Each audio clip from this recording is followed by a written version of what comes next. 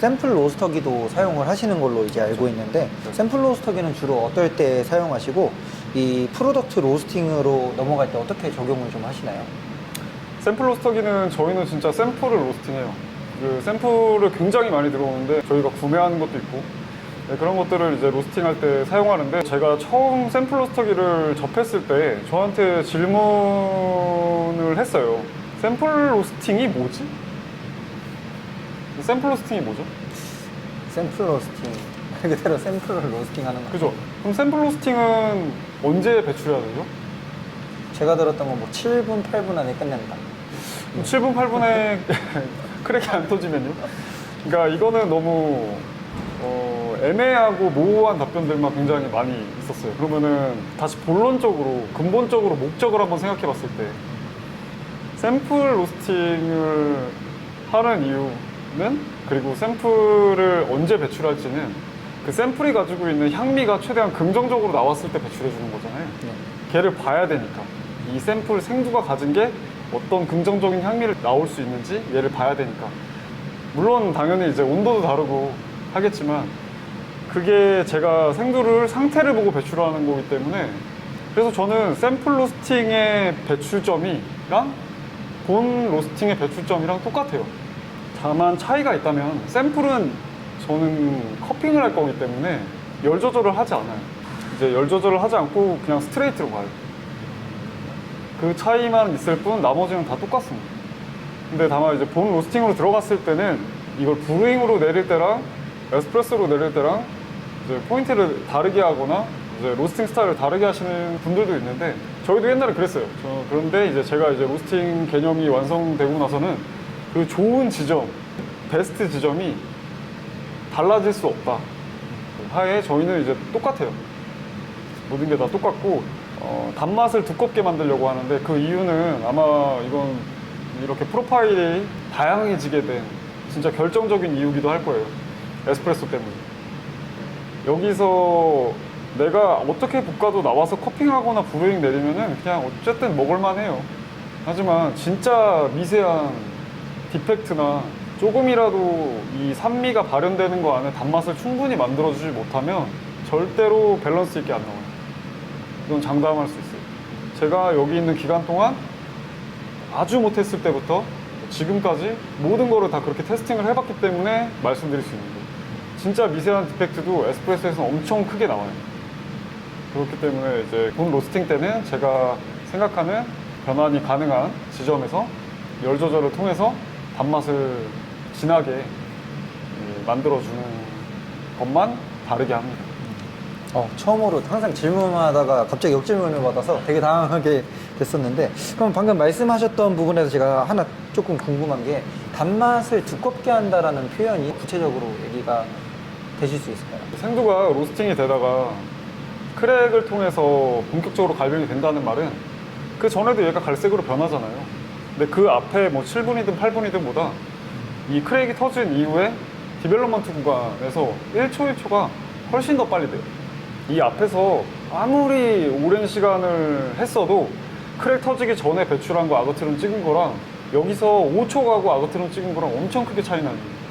왜냐면 여기서는 정말 말 그대로 밀도가 낮아지고 열에 의해서 본격적으로 이제 수분이 날아간 자리에 열이 들어가면서 구워지기 시작되는 구간이거든요. 근데 이 생두가 가지고 있는 배출점이라는 부분은 저는 고정돼 있다고 생각해요. 생두가 그냥 가지고 있는 게 있어요. 뭐 그거의 배출점이 뭐 앞으로 가면은 이제 얘가 가진 단맛을 최대한 밝게 만들면서 산미랑 향만 띄워놓게 만드는 거를 라이트 로스팅이라고 하고 산미 톤이랑 단맛 톤이랑 똑같이 밸런스 있게 만들어서 이제 산미, 단맛, 향을 같이 연결시키면 제가 좋아하는 포인트가 되는 거고 그 이후로 가면은 그 생두가 가진 단맛이 이 산미보다 약간 더 진해지면서 이제 그게 더 강조되거나 혹은 과갈변으로 넘어가거나 하는 건데 그게 전부 다 이 크랙 안에서 이루어진단 말이죠. 이유는 하나예요. 열이 커피가 가지고 있는 그 단맛에 해당하는 부분을 계속 검게 만들어주는 거죠. 근데 거기서 제가 생각하는 어떤 배출해야 된다는 지점 그거는 DTR이라고도 하는데 그냥 그거는 정해져 있다고 보거든요. 그럼 여기서 여기까지 목적지를 가는데 열에 더 많이 닿아 있게 하고 싶은 거예요. 그러려면 열 조절을 해야 되고 그게 그 목적지까지 원래는 짧게 이렇게 가지만 이렇게 길게 가게끔 해서 열에 좀 더 자잘하게 닿게 구워지게 해서 얘가 좀 더 같은 그 좋은 포인트에서 더 나은 단단한 단맛을 갖게끔 만들어주는 거죠. 이렇게 로스팅 공장을 크게 운영을 하시다 보면은 사실 납품처가 많으시잖아요. 그러면 납품처가 곧 이제 로스팅 팩토리한테는 고객인데 소비자랑 어떻게 소통을 하시고 유의해야 할 것들이 있을까요? 저희가 예전에는 로스터가 직접 그 질문을 받고 그걸 좀 해결해 주려고 답변도 하고 막 이랬는데 그 일에 지장이 생기고 이제 그게 단발적으로 안 끝나는 경우도 많고 원활한 소통이 안 되니까 불편해 하시더라고요. 그래서 아예 고정적으로 인원이 있어서 그 인원이 소비자들의 어떤 그런 요구나 요청이나 질문이나 이런 것들을 다 받고 나서 저희 쪽으로 많이 주는 편이에요. 그리고 또 하나 시스템은 이제 원하시는 그 파트너사에서 교육을 원하시면 우리 쪽으로 와서 교육을 또 받게 하고 또 일단 뭐 레시피 같은 거야 당연히 보내드리는데 이게 레시피라는 게 그 안에 상황을 고려하지 못하는 부분이 있다 보니까 이제 그런 데 같은 경우에는 이제 가까운 거리 수도권 쪽이면 최대한 가서 세팅도 잡아 드리려고 하고 그런 쪽으로 이제 다방면으로 최대한 교류를 하고 이제 애프터 서비스까지 최대한 우리가 하려고 많이 노력을 하고 있는 편이에요. 그럼 이제 로스터를 하신 지 이제 기간이 그래도 좀 되셨는데 혹시 로스터를 하면서 좋았던 점이나 좀 기억에 남는 그런 일들이 있나요? 좋았던 부분은 진짜 내 커피가 인정받았을 때 그때가 제일 좋은 것 같아요. 저희 같은 로스터의 단점이 뭐냐면 이제 소비자하고 직접적으로 이제 어떤 교류가 없다 보니까 어떤 이 사람이 맛있게 드시고 계시는지 뭐 이런 거에 대해서 저희는 항상 상상만 할 뿐이지 직접적으로 이제 그거를 느끼지는 못하는데 그래서 전에 이제 합정점에 있었을 때는 옆에 바로 이제 쇼룸이 있어가지고 일이 좀 빨리 끝나면 가서 직접적으로 이제 커피도 내려드리고 하는데 그럴 때 뭐 원두를 사시거나 혹은 제가 내려드린 커피를 드시거나 하면서 맛있다라는 그런 말을 들으면은 되게 희열도 있고 로스터들끼리는 우리끼리 이제 어떤 부분에 문제를 찾게 되고 그 부분을 해결해 나가기까지 굉장히 많은 테스트를 하게 되는데 그러면서 또 어떤 결과물이 우리가 생각한 것보다 되게 좋게 나왔을 때 서로 이제 너무 맛있다라고 하면 뭐 자화자찬일 수 있겠지만 우리가 가지고 있던 문제를 좀 더 긍정적이게 풀어냈다는 거에 대해서 이제 뭔가 하나의 그런 프로젝트를 끝낸 듯한 희열감? 내일부터 이제 같은 시간, 같은 노동이지만 우리는 더 좋은 커피를 내보낼 수 있겠다라는 그런 생각이 서로의 이제 또 기분을 좋게 만들어주는 그런 때가 좋은 것 같아요. 뭐 로스터도 그렇고 바리스타가 천직이신 것 같아요. 근데 확실히 그런 게 진짜 찐반응인 것 같아요. 와가지고 뭔가 그렇게 얘기하시는 것도 좋은데 뭔가 그냥 자리에서 딱 받고 맛있는데? 약간 그런 반응이 진짜로. 그렇죠. 면전에 대고 맛없다고 못하죠. 근데 이제 혼자서 그런 네. 웅얼거리는 소리가 오히려 진짜 네. 찐반응인데 그럼 약간은 좀 어려운 질문일 수는 있는데요. 사실 커피는 트렌드가 참 빠르잖아요. 그러다 보니까 많은 분들이 항상 이 트렌드를 따라가는 거 어려워하시는데 혹시 현재 약간 로스팅 트렌드가 있다고 생각을 하시나요? 근데 이 트렌드라는 게 저는 조금 모순이 있다고 봐요. 이제 스페셜티라는 커피가 세상에 나와서 제대로 로스팅이 된 지 이제 15년밖에 안 됐어요. 그 안에서 우리는 트렌드가 바뀌었다고 생각하는데 사실은 그냥 기술이 발전했다고밖에 저는 생각되지 않아요. 생두의 퀄리티가 높아지고 로스터들의 로스팅 실력이 높아지고 였지 사실 트렌드가 앞으로 어떻게 될 거다? 이제 이런 것까지는 로스팅 쪽으로는 잘 모르겠고 근데 이제 그런 부분은 있어요. 생두가 어떻게 변하기 때문에 우리 로스터들은 그거에 따라서 어떻게 그 변화를 맞이해야 되겠다라는 부분. 로스팅적인 부분은 사실 밸런스예요. 그러니까 밸런스라는 부분이 우리는 무조건 산미와 단맛의 높낮이를 맞추겠어 라고 생각하면 그건 정말 바보예요. 우리가 귤이 산미가 더 강해도 잘 익은 귤을 가지고 산미가 더 세다고 말 안 하잖아요. 이 밸런스라는 부분은 잘 익은 귤이나 잘 익은 과일처럼 되게 명확한 거예요. 예전에 그 10년 동안 그 산미에 대한 과오가 아직도 이어지고 있어요. 아직도 소비자한테 얘기할 때 신맛 없는 거 주세요를 아직도 듣고 있어요. 그 일이 다시 한번 일어나지 않게끔 우리는 잘 익은 과일이라는 이 생두에서 표현해내는 부분이 직관적으로 소비자들한테 거부감이 없도록 로스팅을 해줘야 된다는 거는 명백한 사실이에요, 그냥.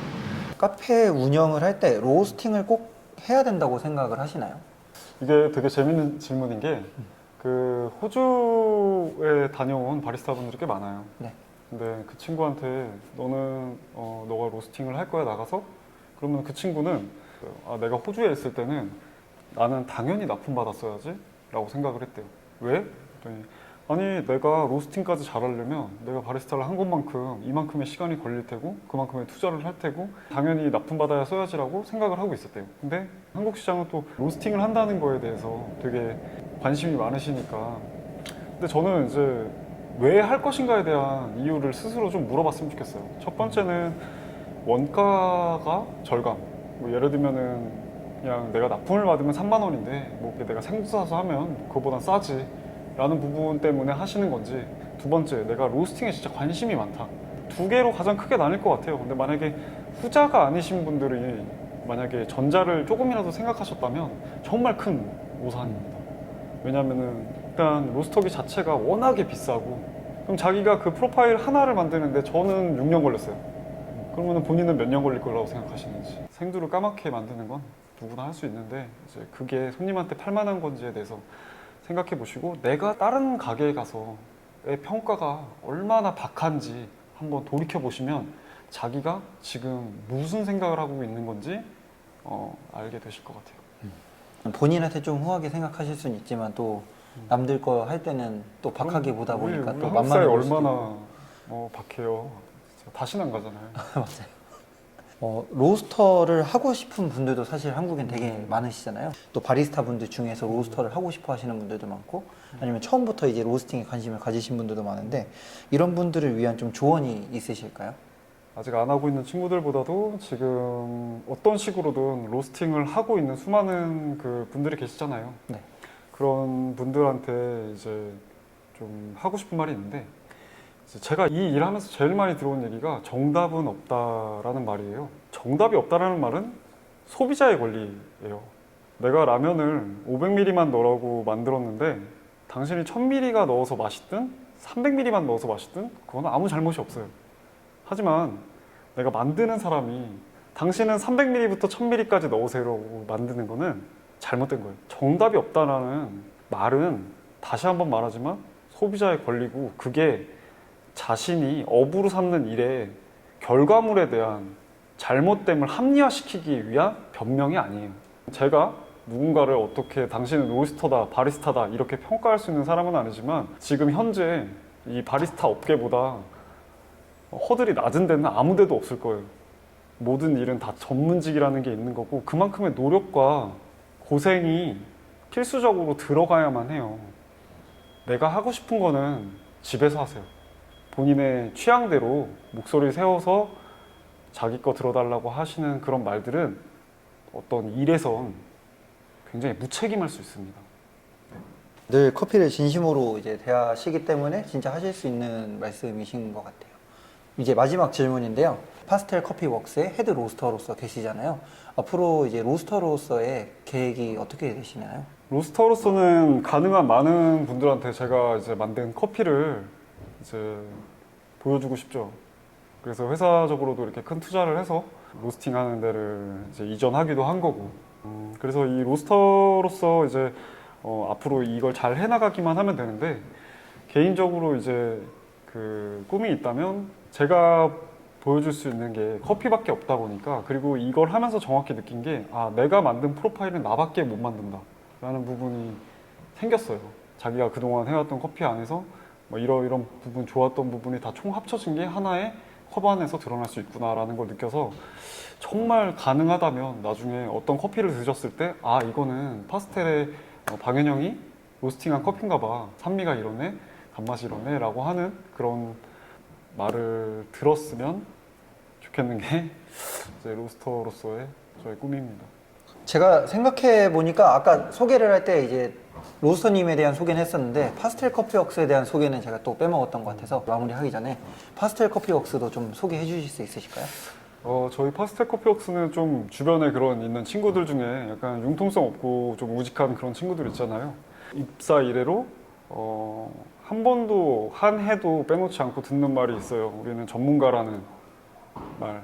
그리고 전문가라는 단어에서 책임감을 항상 느끼고 모든 그런 구성원들이 그 말에 책임을 질 수 있도록 노력을 하는 것 같아요. 그러니까 저희가 이제 최고를 만들어낸다고는 생각하지 않고 그게 가능할지도 모르겠어요. 하지만 이제 우리가 만들어내는 그런 제품에서는 결코 기만이나 거짓은 없을 겁니다. 여기 항상 조금만 관심을 가져주시고 또 저희 커피를 드셔봐 주신다면 저희가 어떤 걸 말하고 싶은지 어떤 걸 표현하고 싶은지 또 알 수 있게 되실 거라 믿습니다. 네. 지금까지 파스텔 커피웍스의 방윤영 헤드 로스터님과 함께 이야기를 나눠봤습니다. 개인적으로 저는 방윤영 로스터님이 실력도 실력이지만 진짜 이 커피 산업에서의 진심, 그리고 어떻게 보면 계속 강조하셨던 이런 낮은 허들을 높이기 위한 전문성에 대해 정말 많은 고민을 하는 분이라서 정말 사실 이런 인터뷰 자리에 꼭 모셔보고 싶었던 분 중 한 분인데 마침 저희가 이렇게 또 커디터를 진행하게 되면서 영상으로도 좀 준비를 해봤습니다. 앞으로도 바리스타로서, 로스터로서, 젊은 바리스타 분들의 멘토로서 또 좋은 활약하실 수 있도록 저희 커디터도 진심으로 응원하겠습니다. 다음에는 또 다른 좋은 로스터님과 자리 한번 마련해서 이렇게 로스터 토크를 가져보도록 하겠습니다. 안녕히 계세요. 안녕히 계세요.